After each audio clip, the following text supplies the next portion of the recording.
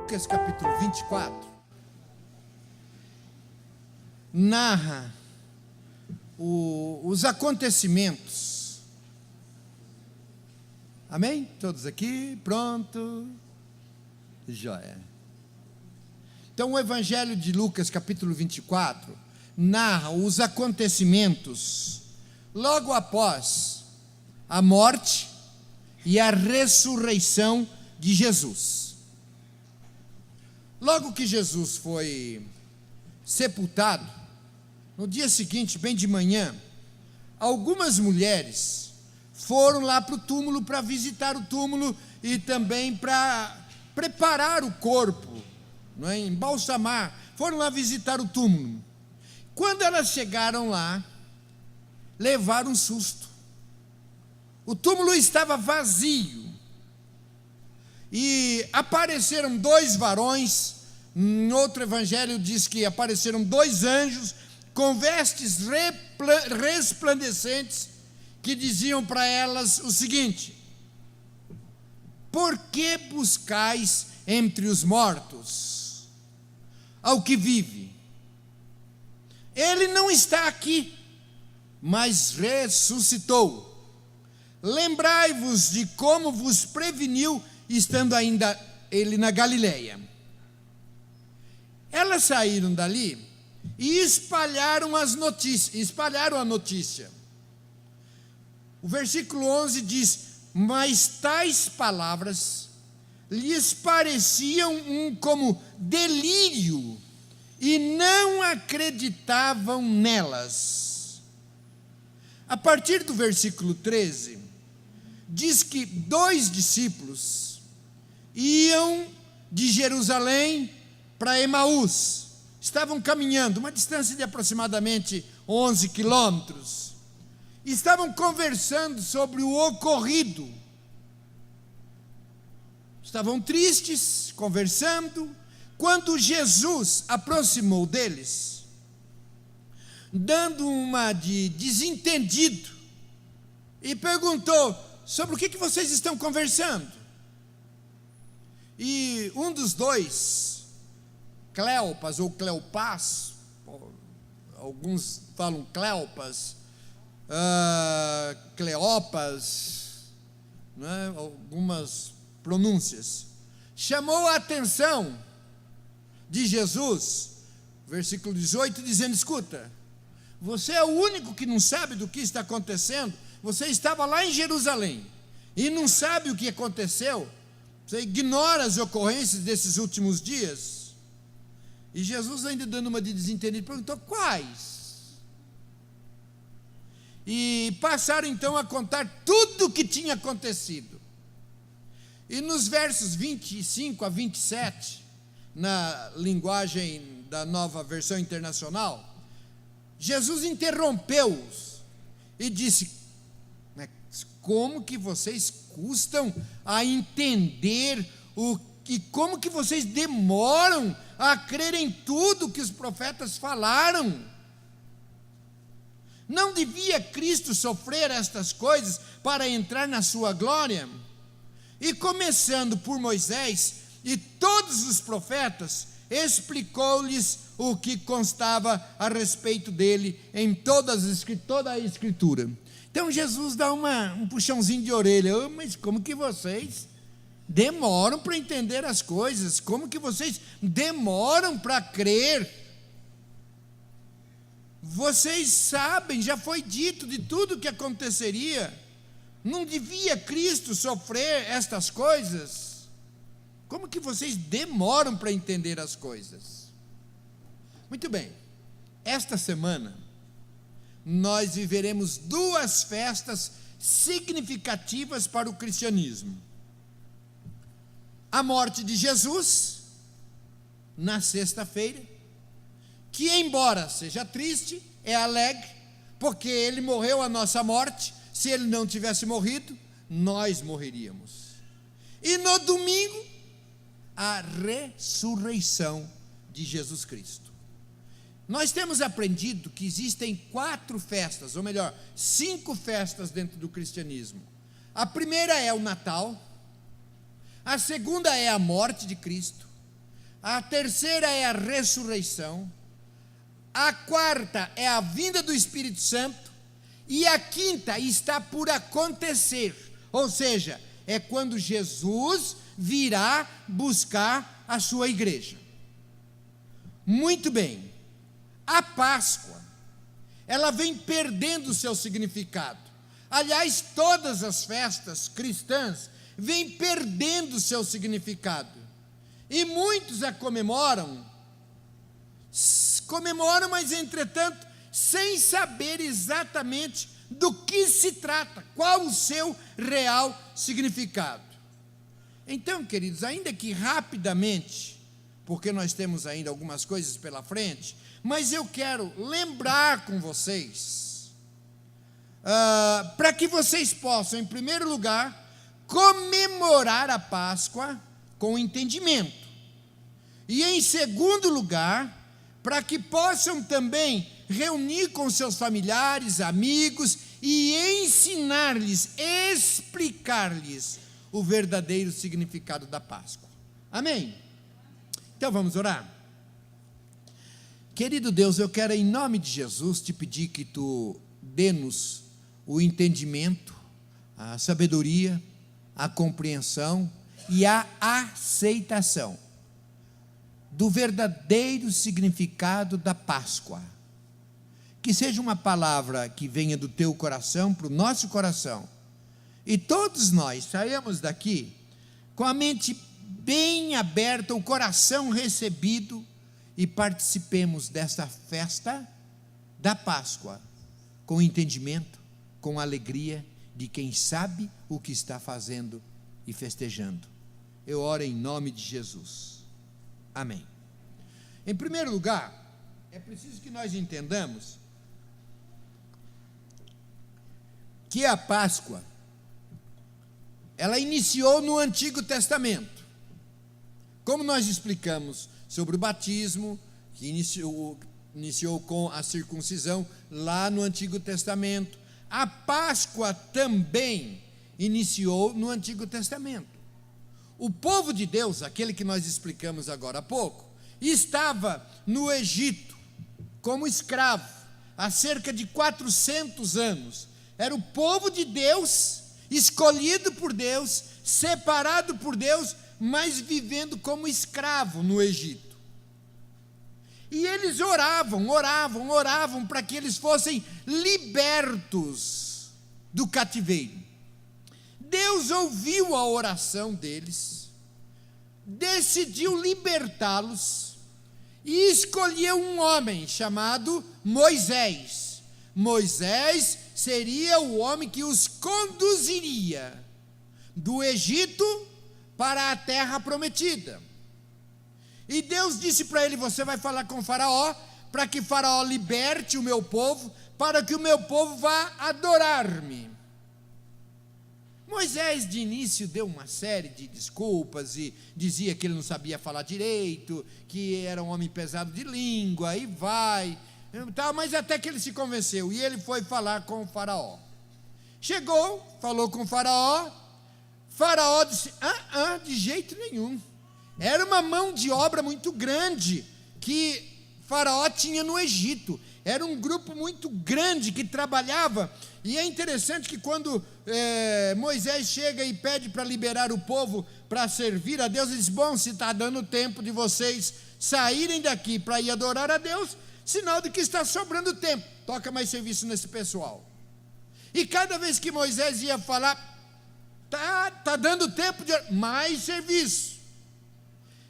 E Deus então decide o seguinte: tocar no coração de Faraó, mandando as pragas para castigar Faraó, para que Faraó quebrantasse o seu coração.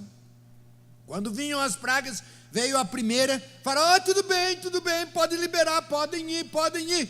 Depois que ele liberava, e então cessavam as pragas, Faraó disse: não, pode voltar e trabalhar. Aí veio a segunda praga. Tudo bem, pode ir. Quando cessou a praga, não, pode voltar. E assim foram 9 vezes. Aí no capítulo 12, Deus, agora sim, vamos dar um jeito nisso. Antes de vir a 10ª praga, Deus reúne e institui a Páscoa. Como que eles deveriam fazer quando eles saíssem do cativeiro? E no capítulo 2 vem a 10ª praga. Deus disse o seguinte: olha, eu vou passar pela terra do Egito esta noite e ferirei todo o primogênito da terra do Egito, desde homens até animais.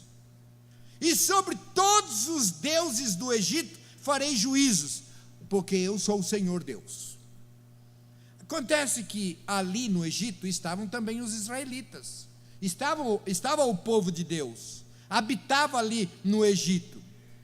Então Deus disse o seguinte: olha, vocês vão, peguem um cordeiro, de no máximo 1 ano de vida, sem nenhum defeito, sem nenhuma mácula, e vocês então sacrifiquem esse cordeiro.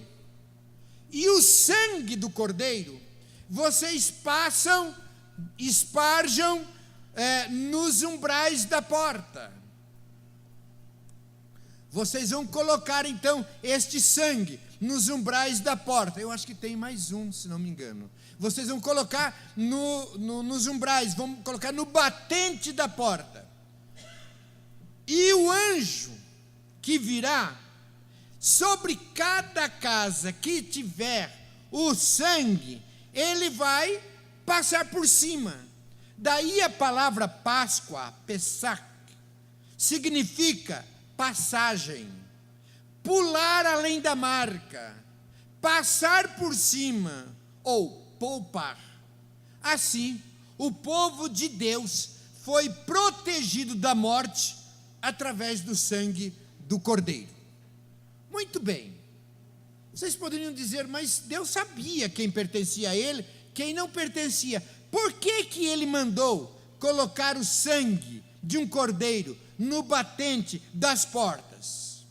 É importante ressaltar que Deus ordenou este sinal de sangue, porque ele já estava ensinando, ele já estava preparando o povo para o que aconteceria lá na frente, com o advento do Cordeiro de Deus, que tira o pecado do mundo. João capítulo 1, versículo 29, ele já estava preparando, já estava ensinando a respeito do sangue do Cordeiro, que tira o pecado do mundo. Quando eu estava estudando aqui, eu fiquei pensando, né? Hoje em dia, as pessoas comemoram a Páscoa com um animalzinho, o coelho. Para complicar o absurdo maior ainda, um coelho que bota ovo. Mas é tão craque que bota ovo de chocolate. Se fosse instituir um animal símbolo da Páscoa, não seria o coelhinho, seria o cordeiro, seria o carneirinho. Mas na Bíblia não diz que é para fazer isto. Muito bem. A partir de então, o povo de Deus, a partir desse momento, passou a celebrar a Páscoa, a lembrar da passagem da morte, a lembrar de pular além da marca, a lembrar de que eles foram poupados, isto em obediência, porque em Êxodo 12, versículo 14, Deus disse assim: e este dia vos será lembrado por memória, e celebrá-lo-eis por festa ao Senhor nas vossas gerações, e celebrareis por estatuto. Então, em cada Páscoa, juntamente com as suas famílias, eles sacrificavam um cordeiro, e contavam a história da libertação do que Deus tinha dado ao seu povo. Então reunia a família. Quando a família era pequena, reunia mais do que uma família, celebravam matando um carneiro com no máximo 1 ano de idade. A carne eles comiam, a gordura era sacrificada para Deus, e o sangue era aspergido nas portas, nos batentes, e eles comiam e explicavam para a família o que é que eles estavam celebrando. Não era apenas um churrasquinho, não, familiar. Era um lugar, uma refeição especial, onde eles contavam para todos e contavam para os filhos o que Deus havia feito, da libertação de Deus. Era a mesma história todos os anos, para que fosse de memória. Nunca que fossem para memória, nunca se esquecessem do que Deus tinha feito por eles. Assim, nós vemos a Páscoa iniciada no Antigo Testamento. Muito bem. Agora vamos para a Páscoa no Novo Testamento. No Novo Testamento, os israelitas observavam a Páscoa da mesma maneira. Vocês se lembram que Jesus, aos 12 anos de idade, ele foi levado para Jerusalém pelos seus pais para a celebração da Páscoa. Vocês se lembram também que a última refeição que Jesus tomou com os seus discípulos foi um pouquinho antes da cruz, para comemorar a Páscoa. Só para lembrá-los, em Mateus capítulo 26, versículo 17, no primeiro dia da festa dos pães asmos, vieram os discípulos a Jesus e lhe perguntaram: onde queres que te façamos os preparativos para comeres a Páscoa? E ele lhes respondeu: ide à cidade ter com certo homem e dizer-lhe: o mestre manda dizer, o meu tempo está próximo, em tua casa celebrarei a Páscoa com os meus discípulos. E eles fizeram como Jesus lhe ordenaram e prepararam a Páscoa. Versículo 26, enquanto comiam, Jesus tomou um pão, orou abençoando, partiu o pão e deu aos discípulos dizendo: tomai, comei, isto é o meu corpo. A seguir tomou um cálice e, tendo dado graças, o deu aos discípulos, dizendo: bebei dele todos, porque isto é o meu sangue, o sangue da nova aliança, derramado em favor de muitos, para a remissão de pecados. Então, queridos, a partir de então, a Páscoa, a passagem, a libertação, não era mais do povo de Israel do cativeiro, mas era para todos aqueles que estavam mortos nos seus delitos e pecados, e agora em Cristo Jesus passavam da morte para a vida. E então agora não havia mais necessidade de sacrificar um cordeiro, mesmo porque naquela época também a religiosidade tomava conta. Ou seja, eles reuniam, matavam o cordeiro, faziam uma festa, e eles iam não para celebrar a libertação, mas eles iam para comer, a tal ponto que Paulo diz: aquele que tem fome, que coma em casa. Então, embora tivesse a comida ali, tivesse o carneiro, o objetivo primeiro não era o churrasco, o objetivo primeiro não era o banquete, mas era o significado daquele ato.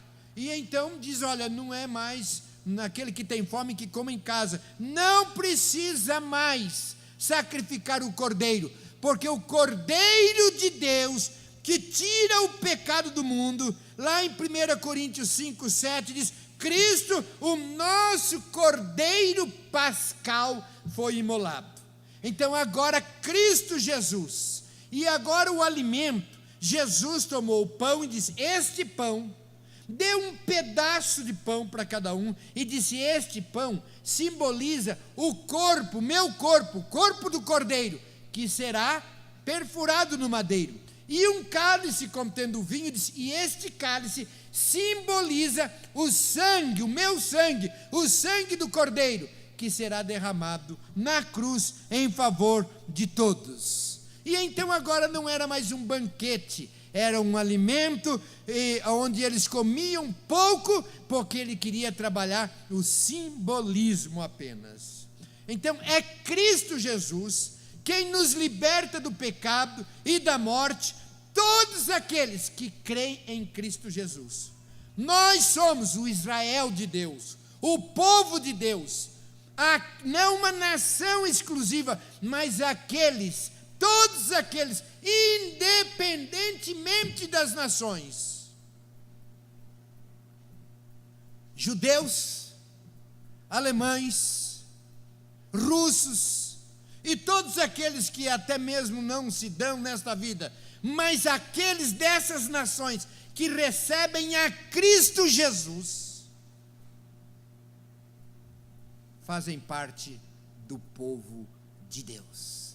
E eu tive o privilégio, uma ocasião, na Holanda, de participar de uma reunião com 200 e tantos países, e foi a coisa mais linda, de ver todos aqueles povos tão diferentes de cultura, tão diferentes nos seus costumes, mas todos nós participamos juntos da Páscoa, da ceia do Senhor, lembrando o sacrifício de Jesus por nós na cruz.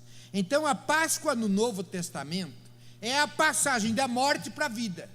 Todos aqueles que estão em Cristo, sem ter recebido Cristo no seu coração, a Bíblia diz que estão mortos nos seus delitos e pecados. Quando nós recebemos a Cristo Jesus, e é só quando recebemos Cristo Jesus no nosso coração, que então nós passamos da morte para a vida. A Páscoa de Cristo, então, queridos, possui um significado. Qual é o significado?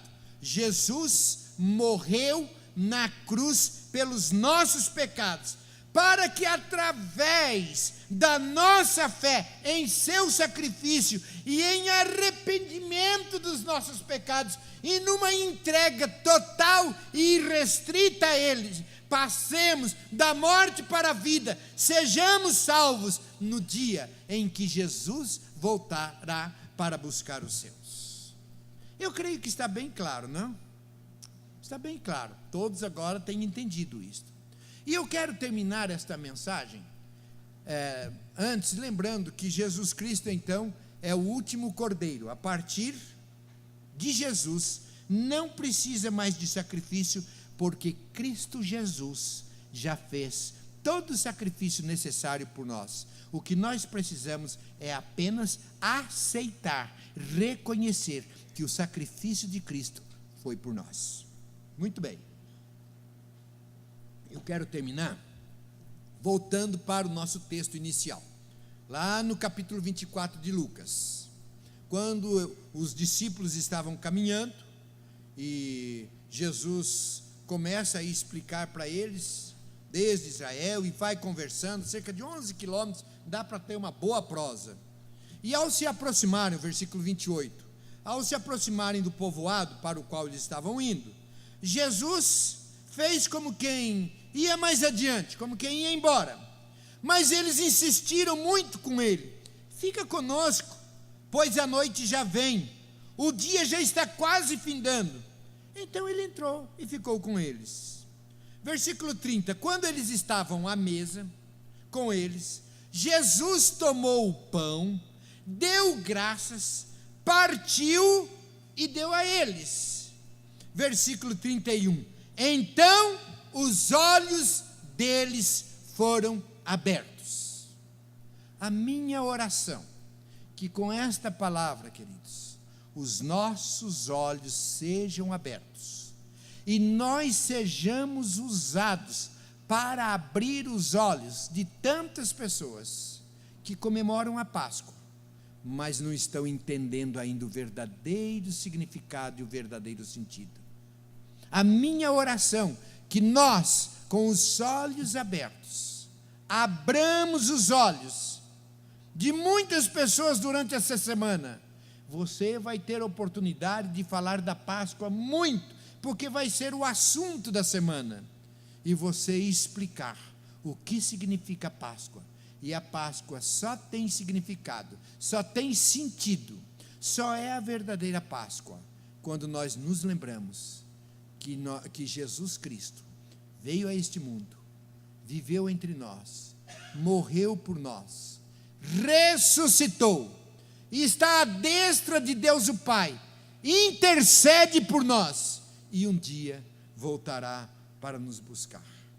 Que nesta Páscoa discernamos o real significado da Páscoa e desfrutemos da esperança, da vinda do nosso Salvador, que morreu por nós, e assim tenhamos a todos nós feliz Páscoa. É a minha oração, e todos teremos feliz Páscoa, se a Páscoa for comemorada com o seu verdadeiro significado, com o seu real significado, se ele for comemorado aos pés de Cristo, com Cristo Jesus presente nessa festa.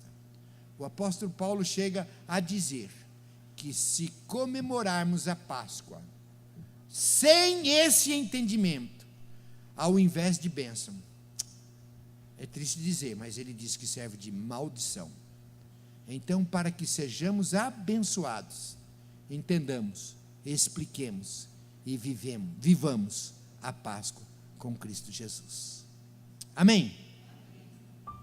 Querido Deus, em nome de Jesus, eu quero te pedir que essa palavra não volte para o Senhor vazia. E eu te agradeço porque um dia o Senhor deu para nós o verdadeiro entendimento. Não que sejamos melhores ou mais inteligentes do que ninguém, mas porque o Senhor iluminou-nos. E eu te peço, ó Deus, que tu use-nos para iluminar a mente, o entendimento de muitas pessoas, para que comemoremos todos a Páscoa com o verdadeiro sentido, com o real sentido e significado, que Jesus Cristo seja exaltado, glorificado nas nossas vidas, em nome de Jesus. Amém.